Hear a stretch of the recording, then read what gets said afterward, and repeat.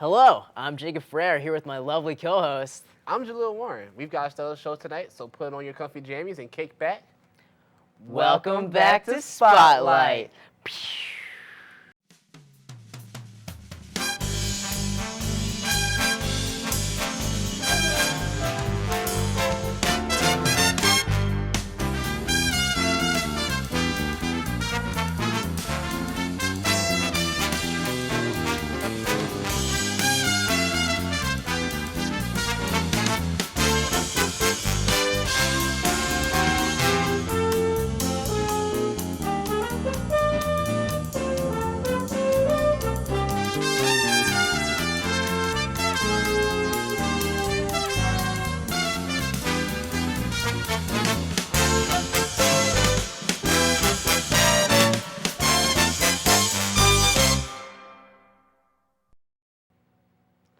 So, this is our first time hosting together, right, Jacob? Yeah, we're the JJs, the double threat, the chocolate milk to each other's Chinese food. Honestly, after that sentence, I don't know what's happening. Great segue. Let's see what's happening with our very own Dominic Boatwright. We're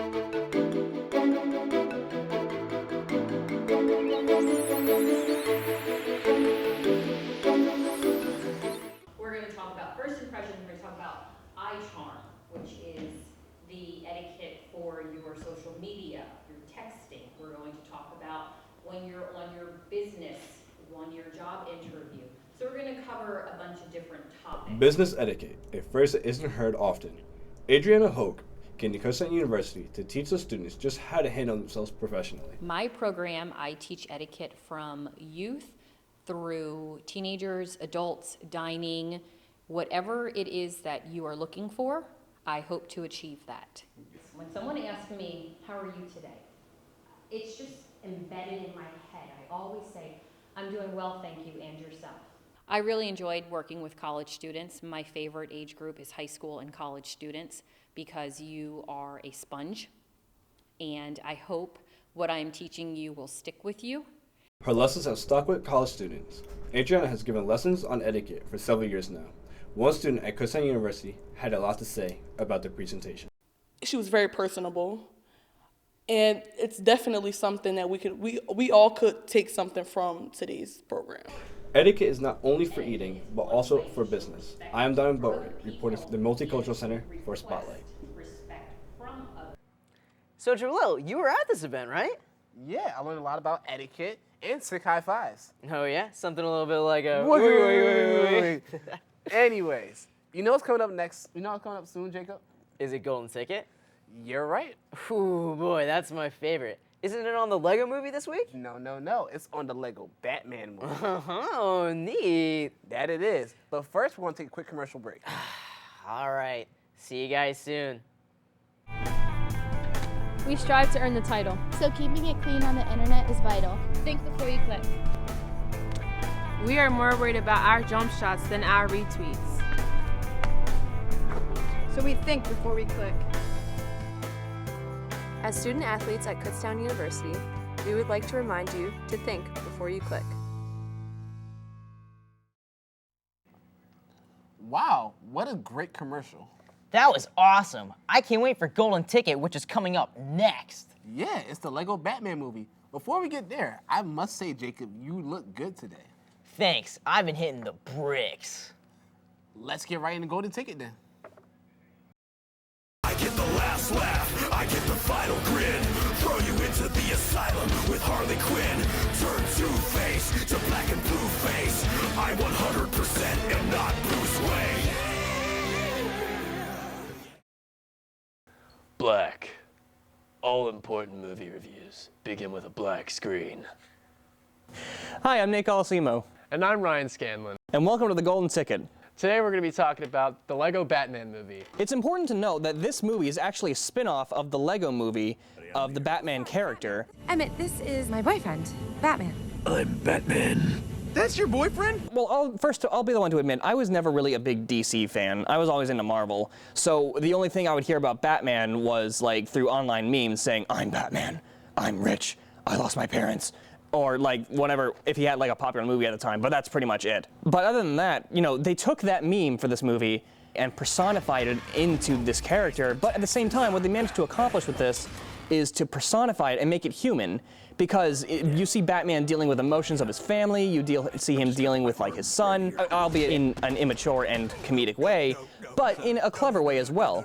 What did you think of the movie? The movie I thought was just really well put together. I really enjoyed the scenes like where they had like they're breaking all the story boundaries, like when they added in like Sauron and King Kong and Godzilla. I was just like, there's so many bad guys, and Joker found out that he could get all these more powerful bad guys because all of his comrades were weak. How is he beating all of you again? Can we talk about that beginning scene? That was like the funniest thing I've ever seen.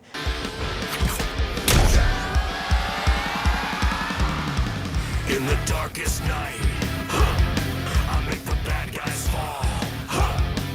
There's a million heroes. Computer overcompensate, but I'm the best of them all. I'm on my way, sir. Who has the coolest gadgets? Who has the tricked out ride? Who does the sickest backflips?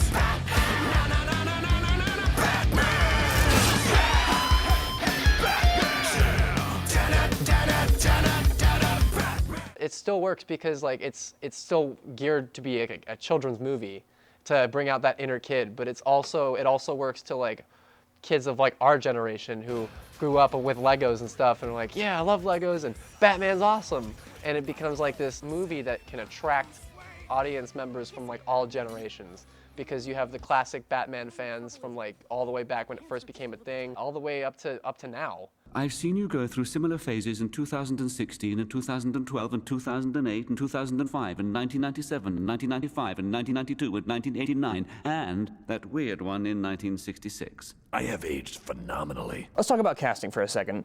Will Arnett does this perfect, I'm edgy, but I'm not actually edgy, imitation voice that is just done perfectly. And who voiced Robin? Did we say it was Michael Cera? That is just perfect casting right there. Hilarious. Robin Dick Grayson, whatever you want to call him, he was just like one of the funniest things in this movie. Feels like I was poured into this. My only trouble is these pants are just a little tight. I don't know if I could throw a kick or jump in them. I got an idea. Rip! It's better. Now I'm free. Now I'm moving. Come on, Batman. Let's get grooving. I could only look you in the eyes right now. That being said, final thoughts? Out of how many Lego bricks, what would you give it? A solid 4 out of 5. I thought it was really well put together. Definitely like the cinematography, like working with like all the animation, being able to put together a movie with just like a Lego set is like phenomenal to me, to be honest. I would give it a 4 out of 5 too. I think this is a movie that literally anyone can enjoy, no matter what age you are, whether you're a Batman fan or not, or a child or an adult.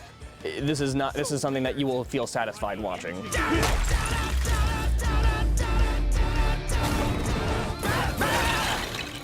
Well, thanks for tuning in, everyone. I'm Nick Colosimo. And I'm Ryan Scanlon. And thanks for tuning in. Take it back, Spotlight. What a charming film. Great job on going on Ticket this week, guys. Absolutely. So, what was your favorite part, Jalil? I like Batman being the Lego.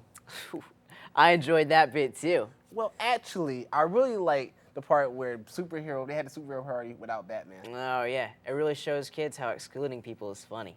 All right, kiddies, no worries. We won't exclude you from these commercial breaks. We'll be right back. Maybe. Probably. We'll be here. Yep, we're waiting. Okay, see you in a bit. It's on us to stop sexual assault. It's on us to be more than a bystander.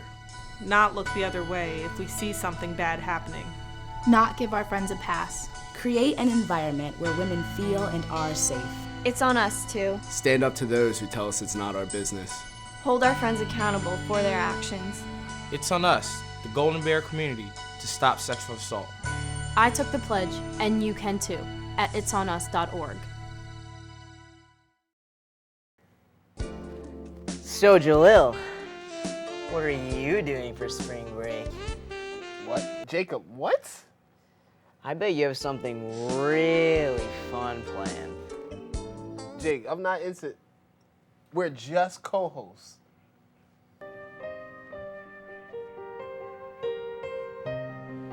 But you know what I am into? What?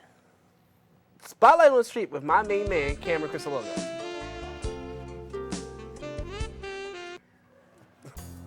Hey guys, this is Cameron Crisologo with Spotlight on the Street, and today we'll be asking people what they're gonna be doing for spring break. Let's go. What are you doing on spring break? Nothing, just hanging with some family, just gonna be home for a while, just work. Friends and work? Yeah, friends and work, that's it. It's hard life. It really is.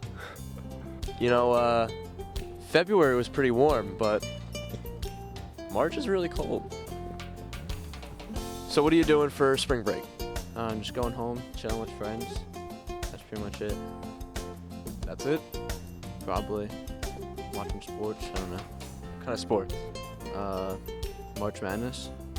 That's interesting. I forgot about March Madness. Everyone's gonna watch that. Yeah, probably. Can you answer a question real quick? What are you doing for spring break? He's a little busy right now. What are you doing for spring break?